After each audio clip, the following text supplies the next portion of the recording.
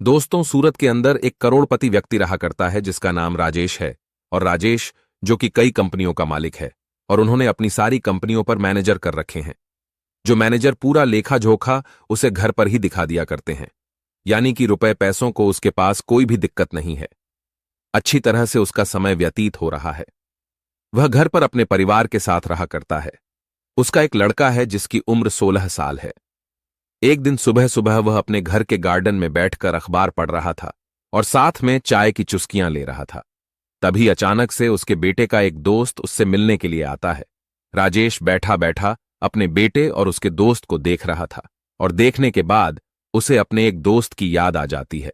इसके बाद जो राजेश होता है वह अपने दोस्त से मिलने का फैसला करता है और घर के अंदर जाकर अपनी पत्नी से सामान पैक करने के लिए कहने लगता है और कहता है कि हमें अपने दोस्त से मिलने के लिए जाना है। तो उसकी पत्नी उससे पूछने लगती है कि कौन सा दोस्त और किससे तुम मिलने जा रहे हो। तो वह कह देता है कि मैं अपने दोस्त मोहनलाल से मिलने के लिए जा रहा हूं। इस नाम को सुनते ही उसकी पत्नी एकदम से इस बात के लिए तैयार हो जाती है और कहने लगती है कि ठीक है, मैं सामान पैक कर लेती हूं और हम दोनों चलेंगे उनसे मिलने के लिए। पत्नी सामान पैक करने लगती है, लेकिन तभी जो राजेश होता है वह बाहर आता है और बाहर आकर अपने बेटे से भी तैयार होने के लिए कहने लगता है। अब बेटा पूछता है कि पिताजी हम कहाँ जा रहे हैं। तो वह कहता है कि एक खास आदमी है और उससे तुम्हें मिलना है। इस बात को सुनकर बेटा कहने लगता है कि पिताजी आप चले जाओ, लेकिन पिता कहता है कि नहीं बेटा, तुम्हारा उससे मिलना जरूरी है। इसके बाद बेटा भी अपने पिता के साथ जाने के लिए तैयार हो जाता है और सभी लोग तैयार होकर वहां से निकलने लगते हैं। धीरे धीरे सफर तय होता है और सफर तय करने के बाद वह लोग सीधा बिहार पहुंच जाते हैं। अब बिहार आने के बाद जो राजेश नाम का व्यक्ति होता है वह वहीं के एक नजदीकी बैंक में जाता है और बैंक से लगभग 10 से 12 लाख रुपए निकाल लेता है। में बैठने के बाद इस सफर को दोबारा से तय करने लगता है। अब जैसे ही बेटा देखता है कि पिता ने ढेर सारे पैसे निकाले हैं तो वह उससे पूछने लगता है कि पिताजी आपने इतने सारे पैसे क्यों निकाले हैं। इस बात को सुनकर पिता मुस्कुराने लगता है और कहने लगता है कि बेटा इन पैसों की जरूरत है। किसी का मुंह पर कर्ज है और उस कर्ज को मुझे चुकाना है। अब यह बात बेटे को बिल्कुल भी हजम नहीं होती है, क्योंकि उसके पिता काफी पैसे वाले थे तो उनके ऊपर किसी का कर्ज होना बिल्कुल भी पॉसिबल नहीं था। तो वो कहने लगता है कि पिताजी आप क्यों मेरी टांग खिंचाई कर रहे हो, आपके ऊपर भला किसका कर्ज है। तो वो कहने लगता है कि ठीक है बेटा, अगर ऐसी बात है तो मैं तुम्हें एक छोटी सी कहानी सुनाता हूं। उस कहानी को सुनने के बाद बताना कि मुझमें पर कर्ज है या नहीं है। तो बेटा भी इस कहानी को सुनने के लिए उत्सुक हो जाता है और मां इस बात को देखकर समझ गई थी कि अब उसका पति अपने बेटे को कौन सी कहानी सुनाना चाहता है। तो इसी वजह से गाड़ी में बैठी बैठी वो मुस्कुराती रहती है और पिता अपने बेटे को कहानी सुनाने लगता है। वह कहता है कि बेटा समय था 1990 का। 1990 के दशक में हम लोग बिहार के अंदर रहा करते थे और मेरी शादी होने वाली थी। लेकिन मेरा एक दोस्त था जिसका नाम था मोहनलाल। मोहनलाल की पहली शादी हो चुकी थी और उसको 2 बच्चे भी थे, एक लड़का और एक लड़की। बड़ा लड़का था और छोटी लड़की थी। वैसे तो मेरा नाम राजेश है, लेकिन मेरे दोस्त मोहनलाल और उसकी पत्नी मुझे प्यार से नन्हे नन्हे कहा करते थे और मुझे छोटे भाई की तरह प्यार दिया करते थे। सब कुछ अच्छी तरह से चल रहा था। मैंने पढ़ाई लिखाई कर ली थी और मैं किसी रोजगार को ढूंढ रहा था कि मुझे कोई अच्छा सा रोजगार मिल जाए जिससे मैं अपनी जिंदगी को अच्छी तरह से व्यतीत कर सकूं। उसी दौरान हमारे अड़ोस पड़ोस वाले मेरी शादी की चिंता करने लगते हैं, क्योंकि मेरे माता पिता तो मुझे बचपन में ही छोड़कर चले गए थे और उसके बाद से मैं इधर उधर अड़ोसी पड़ोसियों के यहीं पर टाइम बिताया करता था। लेकिन सबसे ज्यादा मैं मोहनलाल के यहां पर टाइम बिताया करता था। वह मेरा अच्छे से ख्याल रखा करता और बड़े भाई की तरह मुझे हर बात को समझाया करता। अब जब अड़ोस पड़ोस वाले शादी के लिए कहते हैं तो मैं भी अपनी शादी कर लेता हूं। लेकिन शादी के बाद मुसीबतें आनी स्टार्ट हो जाती हैं, क्योंकि शादी के बाद अब मैं अकेला तो रह नहीं गया था। मुझे घर बसाना था और घर के अंदर घर को चलाने के लिए पैसे चाहिए और मेरे पास बिल्कुल भी पैसे नहीं थे। मैं इन्हीं सब बातों से बहुत ज्यादा परेशान रहा करता और जब भी मैं मोहनलाल से इन बातों को किया करता तो वह कुछ ना कुछ सहारा मुझे दे दिया करता और कहा करता कि तू चिंता मत कर, मैं हूं तेरे साथ। इन सभी बातों से मैं काफी ज्यादा परेशान हो गया था और अब मुझे कुछ बड़ा करना था। इसीलिए मैं सोचता हूं कि मैं कहीं बाहर चला जाऊं और वहां पर रहकर मेहनत मजदूरी करके अपना भरण पोषण करूं। मैं बाहर जाना चाहता था, लेकिन बाहर जाने के लिए भी पैसे लगते हैं और मेरे पास बिल्कुल भी पैसे नहीं थे। इसके बाद लगभग 1992 में मैं अपने दोस्त मोहनलाल के पास जाता हूं। वहां पर उनकी पत्नी शारदा भी बैठी हुई थी और हम दोनों पति पत्नी उनसे बातें करने लगते हैं। बातों ही बातों में मैं उसे बता देता हूं कि मुझे बाहर जाना है और बाहर जाने के लिए मुझे कुछ पैसों का इंतजाम करना है। मैं उनसे कहता हूं कि यार, ऐसा कर मेरी जमीन को बेच दे और उससे मुझे जो भी पैसे मिलेंगे उन पैसों से मैं अपना रोजगार चला लूंगा। लेकिन तभी मोहनलाल और उसकी पत्नी कहने लगते हैं कि अरे, ऐसी कौन सी बात हो गई जो तू जमीन को बेचने की बात कर रहा है? और वैसे भी उस टाइम पर जमीनों का इतना भाव नहीं था, जमीनों को लेकर भी राजी नहीं था, तो इसी वजह से वो लोग कहने लगते हैं कि तुम चिंता मत करो, तुम्हें कितने पैसे चाहिए तो मैं उनको बताता हूं। लगभग 10,000 रुपयों का इंतजाम हो जाए तो बहुत ही अच्छी बात है। उन पैसों से मैं अपना रोजगार चला सकता हूं। इसके बाद अपनी पत्नी के कुछ जेवर उसके पास रखे हुए थे। उन जेवरों को लेकर एक सुनार के पास जाता है और वहां पर 10,000 रुपए में उन जेवरों को गिरवी रख देता है और जो पैसे उसे मिलते हैं उन पैसों को लाकर मेरे हाथ में थमा देता है। अब मैं जैसे ही अपने हाथ में पैसे देखता हूं तो अपने दोस्त से पूछने लगता हूं कि कहां से लेकर आए हो, तो वह बता देता है कि इसी तरह से तुम्हारी भाभी के जेवर मैंने गिरवी रख दिए हैं और बाद में मैं पैसा कमाकर उन्हें छुड़ा लूंगा। तुम कैसी भी चिंता मत करो और अपनी जिंदगी को अच्छी तरह से व्यतीत करो। ये तुम्हारे पास पैसे हैं और इन पैसों को तुम्हें कभी भी देने की जरूरत नहीं है। मैं तुम्हारा दोस्त हूं और इतना हक तो मेरा बनता ही है। ऐसा कहकर उसने मुझे पैसे दे दिए और पैसे देकर वहां से जाने के लिए कह दिया। उसके बाद मैं अपनी पत्नी को लेकर वहां से सीधा सूरत आ जाता हूं और सूरत में आकर छोटा मोटा काम करने लगता हूं। उस काम में मैं दिन रात मेहनत करता हूं। मेहनत करने के बाद मेरा जो काम है वह अच्छी तरह से चलने लगता है। धीरे धीरे समय बीतता है और समय के साथ साथ मेरी बहुत बड़ी बड़ी कंपनी बन जाती है, जिन कंपनियों को आजकल तुम देखा करते हो, और मैं ढेर सारी तरक्की करने लगता हूं। लेकिन इन तरक्की के दौरान मैं अपने दोस्त को बिल्कुल ही भूल गया कि इस काम को चालू करने के लिए उसने मुझे पैसे दिए थे। अब जैसे ही उस दिन मैं बाहर बैठकर चाय पी रहा था और मेरा दोस्त उससे मिलने के लिए आया था, तो एकदम से मेरे दोस्त को देखकर मुझे अपने दोस्त की याद आ गई और उसके बाद मैंने फैसला किया उससे मिलने का। तो यह जो पैसे मैंने निकाले हैं, यह पैसे उसी के 10,000 रुपए के बदले निकले हैं। इन पैसों को उन्हें दूंगा और कहूंगा कि ये तेरे ही पैसे हैं जो तूने मुझे दिए थे। इस बात को सुनकर बेटा एकदम से एक्साइटेड हो जाता है और कहने लगता है कि पिताजी, आपने इस बात के बारे में मुझे पहले क्यों नहीं बताया? तो पिता कहने लगता है कि बेटा, तुम्हें कैसे बताते? हम इन बातों को पूरी तरह से भूल चुके थे, क्योंकि फिलहाल अब तक इन बातों को 20 साल हो चुके थे।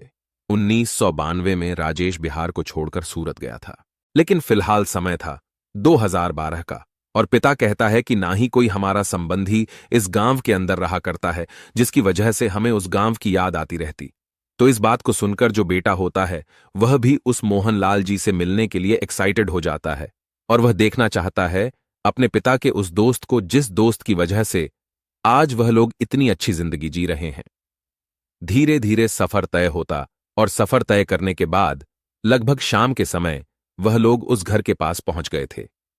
बड़ी सी गाड़ी को लेकर वह मोहनलाल जी के घर के सामने खड़े हो गए थे और यह बात देखकर गांव के कुछ लोग उस व्यक्ति की तरफ बड़ी अजीब निगाहों से देखने लगते हैं, क्योंकि मोहनलाल जी के घर की हालत काफी ज्यादा खराब थी और फिलहाल देखने से लग रहा था कि कई सालों से इसकी कोई मरम्मत नहीं हुई है।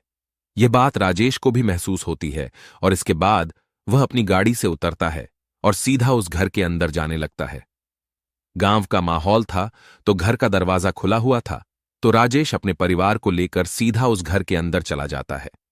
घर के अंदर मोहनलाल और उसकी पत्नी बैठकर आपस में बातें कर रहे थे, लेकिन अचानक से जैसे सूट बूट वाले व्यक्ति उनके घर में घुसते हैं तो एकदम से वो हैरान से हो जाते हैं। तभी मोहनलाल उनसे कहता है कि हाँ भाई, कौन हो और तुम इस तरह से घर के अंदर क्यों घुसे आ रहे हो? इस बात को सुनकर राजेश मुस्कुराने लगता है। इधर जो राजेश की पत्नी थी वह भी मुस्कुराने लगी थी। तभी जो राजेश होता है वह कहने लगता है कि साहब, यहां पर हमें किसी व्यक्ति से मिलना है। तो जो मोहनलाल होता है वह यह बात देखकर हैरान है, क्योंकि इस व्यक्ति के पहनावे से लग रहा था कि यह एक करोड़पति व्यक्ति है। तब भी यह उससे साफ कह रहा है, तो वह कहने लगता है कि अरे भाई, क्यों मजाक कर रहे हो साहब? तो तुम हो और हम साहब कैसे हो गए? तो राजेश कहने लगता है कि नहीं साहब, मेरे लिए तो आप ही साहब हो। अगर आप नहीं होते तो आज मैं ऐसा नहीं होता। इसके बाद मोहनलाल कहने लगता है कि देखो भाई, मजाक मत करो। मजाक काफी हो गए और यह बताओ कि तुम हो कौन। तो जो राजेश होता है वह कहने लगता है कि साहब, वैसे तो मेरा नाम राजेश है, लेकिन प्यार से कुछ लोग मुझे नन्हे नन्हे कहकर पुकारा करते थे। अब जैसे ही मोहनलाल और उसकी पत्नी शारदा इस बात को सुनते हैं कि नन्हे नन्हे कहकर उसे कोई पुकारा करता था, तो एकदम से उन्हें नन्हे की याद आ जाती है और वो लोग गौर से देखकर पहचान लेते हैं कि ये वही नन्हे है जिसे उन्होंने 10,000 रुपये दिए थे और वो इस गांव को छोड़कर चला गया था। तो एकदम से जो मोहनलाल जी होते हैं उसकी आंखों से आंसू टपकने लगते हैं और वो भागकर एकदम से नन्हे को गले लगा लेते हैं। कहते हैं कि अरे नन्हे, तू तो पूरा बदल गया और देखने से बिल्कुल भी पहचान में नहीं आ रहा है। और जब मोहनलाल गले लगता है राजेश के, तो राजेश की आंखों में आंसू आने लगते हैं और वह भी फूट फूट कर रोने लगता है। अब जैसे ही माहौल थोड़ा सा शांत होता है तो उसके बाद जो राजेश की पत्नी होती है वो एकदम से मोहनलाल जी के पैर छूने लगती है। अब गांव के कुछ लोग यह सब कुछ देखकर चौकन्ना हो गए थे और वह घर के अंदर ताका झांकी कर रहे थे। जैसे ही वो देखते हैं कि वो करोड़पति व्यक्ति गाड़ी में बैठकर उनके घर पर आया है और उसके बाद उसकी पत्नी इन गरीब लोगों के पैर छू रही है, तो वो लोग भी हैरान हो जाते हैं और घर की दीवारों से कान लगाकर सुनने लगते हैं। तभी जो मोहनलाल जी की पत्नी होती है वो कहने लगती है कि अरे इसी तरह से खड़े खड़े बात करोगे या इनको बैठने के लिए भी पूछोगे। इसके बाद जो मोहनलाल जी होते हैं उन सभी को बिठाते हैं और बिठाने के बाद उनसे हालचाल पूछने लगते हैं। तो जो राजेश होता है वह मोहनलाल जी को अपने बारे में पूरी बातें बताता है और कहता है कि गुजरात के सूरत में मेरी बहुत बड़ी बड़ी कंपनियां हैं और वहां पर रहकर मैं बहुत अच्छी जिंदगी जिया करता हूं। लेकिन तुम बताओ, तुम्हारा क्या हाल चाल है और यह आप लोगों ने अपना क्या हाल बना रखा है। इस बात को सुनकर मोहनलाल और उसकी पत्नी एकदम से खामोश से हो जाते हैं और उनके चेहरे पर मायूसी साफ साफ दिखाई देने लगती है। तभी जो राजेश होता है वह मोहनलाल का हाथ अपने हाथ पर रखता है और कहता है कि दोस्त, तू बेशक से मेरा दोस्त है, लेकिन तू मेरे लिए बड़े भाई से कम नहीं है, क्योंकि शायद अगर तू मेरी उस टाइम पर मदद नहीं करता तो मैं इतना बड़ा व्यापारी नहीं बन पाता और मेरे इतने बड़े बिजनेस नहीं हो पाते। अगर तुम्हें कैसी भी कोई समस्या है तो तुम बेझिझक होकर मुझे बता सकते हो। आखिर क्या हुआ है ऐसा जो तुम्हारी हालत ऐसे है। तो उसके बाद जो मोहनलाल जी होते हैं वह अपने बारे में उसे बताने लगते हैं। कहते हैं कि जब तू यहां से चला गया था तो हमने 10,000 रुपए दे दिए थे। तो उसके बाद हम दोनों पति पत्नी मेहनत करते हैं और मेहनत करने के बाद उन जेवरों को तो छुड़ा लेते हैं, लेकिन धीरे धीरे परिवार के अंदर बहुत कुछ चेंज होने लगता है। मेरी तबीयत खराब होने लगती है, बच्चे बड़े होने लगते हैं, उनकी पढ़ाई लिखाई का खर्चा और साथ में बेटी जवान होने लगती है। धीरे धीरे मैं बीमार रहने लगा और बीमारी के कारण मुझसे कमाने के लिए नहीं जाया जाता है। मेरा बेटा जो कि बाहर मेहनत मजदूरी किया करता है और मेहनत मजदूरी करने के बाद परिवार की आर्थिक स्थिति को मजबूत करना चाहता है, लेकिन कैसे भी कर ले, इतना पैसा वो कहां से जोड़ सकता है। जो भी पैसे वो कमाया करता है उन पैसों से घर का खर्च चला करता है और साथ में मेरी बीमारी का इलाज भी हुआ करता है। मैंने अपनी बेटी को उसके मामा के यहां पर छोड़ रखा है ताकि घर का खर्च कुछ कम हो सके। और इन बातों को बताते हुए मोहनलाल जी एक बार फिर से फूट फूट कर रोने लगते हैं और उनकी पत्नी शारदा की आंखों में भी आंसू आ जाते हैं। तो राजेश और उनकी पत्नी दोनों उनको संभालते हैं और उसके बाद उस ब्रीफकेस को, जिस ब्रीफकेस के अंदर ढेर सारे रुपए थे, उसको उनके सामने रखते हैं और कहते हैं कि देखो, मैं तो तुम्हारा कर्ज चुकाने के लिए तुम्हारे पैसों को लेकर आया था, लेकिन लगता है अब तुम्हें इनकी कोई भी जरूरत नहीं है। इसके बाद मोहनलाल कहने लगता है, अरे भाई, मैंने तुमसे कह तो दिया था कि यह कोई कर्ज नहीं है, यह तो हमारा प्यार है जो हमने तुम्हारे लिए किया था। वो लोग इसी तरह की बातें कर रहे थे और तभी यहां पर जो मोहनलाल जी होते हैं उनका बेटा आ जाता है जो कि अब तक मजदूरी कर रहा था। और इसके बाद जैसे ही वो घर के अंदर इन लोगों को बैठे देखता है तो एकदम से हैरान हो जाता है। तभी मोहनलाल जी अपने बेटे को इशारा करते हैं और उसे अपने पास बुलाकर बिठा लेते हैं। वह राजेश से कहते हैं कि राजेश, यह है मेरा बेटा जो कि मेहनत मजदूरी करके अपने परिवार की आर्थिक स्थिति को मजबूत करना चाहता है। तो राजेश मोहनलाल जी के बेटे से पूछने लगता है कि बेटा तुम क्या किया करते हो। तो वह कहता है कि अंकल जी, पढ़ाई लिखाई तो की थी, लेकिन परिवार की कंडीशन की वजह से मुझे मेहनत करना ही अच्छा लगा तो मैं मेहनत किया करता हूं, साथ में गवर्नमेंट जॉब की तैयारी भी कर रहा हूं। इस बात को सुनकर राजेश उसे शाबाशी देता है और कहता है कि बेटा मेहनत करते रहो, मेहनत का फल हमेशा मीठा होता है तो जो मोहनलाल का बेटा होता है वह अपने पिता से इन सभी चीजों के बारे में पूछना चाहता है कि यह लोग कौन है और यहां पर ये क्या कर रहे हैं, और ये भाव उसके चेहरे पर साफ साफ दिखाई दे रहे थे। राजेश इन भावों को पढ़ लेता है और तभी वह मोहनलाल के बेटे को बता देता है कि बेटा, मैं जानता हूं कि तुम क्या जानना चाहते हो, और जो कुछ भी तुम जानना चाहते हो उन सभी चीजों के जवाब तुम्हें मिल जाएंगे, लेकिन उससे पहले तुम्हें मेरे साथ चलना होगा। इसके बाद राजेश उठने लगता है, लेकिन तभी मोहनलाल कहता है कि कहां ले जा रहे हो तुम इसे? तो वो कहता है कि मेरे बीवी बच्चे यहीं पर हैं, तो चिंता मत कर, तेरे बच्चे को किडनैप नहीं करूंगा, बस मुझे इससे कुछ काम है। ऐसा कहकर वो मोहनलाल के बेटे को अपने साथ बिठाता है और वहां से गाड़ी लेकर चल देता है। वह मोहनलाल के बेटे से उसके मामा के यहाँ का एड्रेस पूछता है और वहां से वो लोग सीधे मोहनलाल के ससुराल पहुंच जाते हैं और वहां से उसकी बेटी को अपने साथ लेकर वापस उसी घर में आ जाते हैं। वहां पर आने के बाद राजेश उनसे कहने लगता है कि दोस्त देखो, बहुत हो गया, अब तुम्हें इस तरह से जिंदगी जीने की कोई जरूरत नहीं है। मेरे पास ढेर सारा रुपया पैसा है, अच्छा ही बड़ा मकान बना पड़ा है सूरत के अंदर, तो अब तुम लोग मेरे साथ वहीं पर चलोगे और वहीं पर जीवन व्यतीत करोगे। यहां पर क्या है, यहां पर बच्चों को मजदूरी भी बहुत कम मिला करती है। वहां पर किसी ना किसी कंपनी में तुम्हारा बेटा मेरी में काम कर लेगा और वहीं पर मेरे साथ जीवन को व्यतीत करो। मैं तुम्हारी बेटी की भी वहीं पर शादी कराऊंगा। अब ये बातें सुनकर मोहनलाल कहने लगता है कि नहीं यार, हम यहीं पर ठीक है, तू ही वहीं पर बना रह, और कोई भी कैसी भी दिक्कत नहीं है। अब जो मोहनलाल का बेटा है वह अभी तक भी संतुष्ट नहीं है और उसे नहीं पता कि यह कौन है और यहां पर क्या कर रहा है, और इतना बड़ा बिजनेसमैन होकर मेरे पिता के पास क्या कर रहा है। तो उसके बाद में पूछ ही लेता है कि अंकल जी, आप हो कौन और हमें अपने साथ ले जाने के लिए क्यों कह रहे हो? तो जो राजेश होता है वह उसे बता देता है कि बेटा, मैं इसी तरह से तुम्हारे पिता का दोस्त हूं और इसी गांव का रहने वाला हूं। अब गांव वाले जो बाहर से इस बात पर निगाह हटाए हुए थे, उन लोगों को भी पता चल जाता है कि यह कौन है और यहां पर क्या कर रहा है। तो गांव के कुछ गंवार लोग वहां पर आते हैं और आने के बाद उससे अपनी जान पहचान बढ़ाने लगते हैं। राजेश इन सभी बातों को समझ गया था और वह कहने लगता है कि ठीक है, आप जो भी कह रहे हो वह सभी बातें ठीक है, लेकिन फिलहाल मुझे अपने दोस्त को अपने साथ ले जाना है। तो राजेश का दोस्त मोहनलाल कहने लगता है कि भाई, अभी तो रात हो गई है, कल सुबह देखते हैं, आज रात तुम यहीं पर रुको और कल सुबह देखते हैं कि क्या होना है। ऐसा कहकर मोहनलाल राजेश के परिवार और राजेश को वहीं पर रोक लेता है और रात भर वो आपस में एक दूसरे से बातें करते रहते हैं। रात भर में उन लोगों ने तय कर लिया था कि वो लोग वहीं पर चले जाएंगे और वहीं पर अपनी आगे की जिंदगी बिताएंगे। दूसरे दिन सुबह सुबह जो राजेश होता है पूरे परिवार को लेकर वहां से सूरत अपने घर में आ जाता है और वहीं पर उन्हें आदर सम्मान के साथ रखने लगता है। राजेश ने मोहनलाल की बेटी की शादी एक बहुत ही बड़े घर में तय कर दी थी और बेटे को कंपनी के अंदर बहुत बड़ा मैनेजर बना दिया था। कुछ दिनों बाद मोहनलाल के बेटे की भी शादी हो जाती है और शादी होने के बाद उसकी जो पत्नी आती है वह भी उसी घर के अंदर रहने लगती है।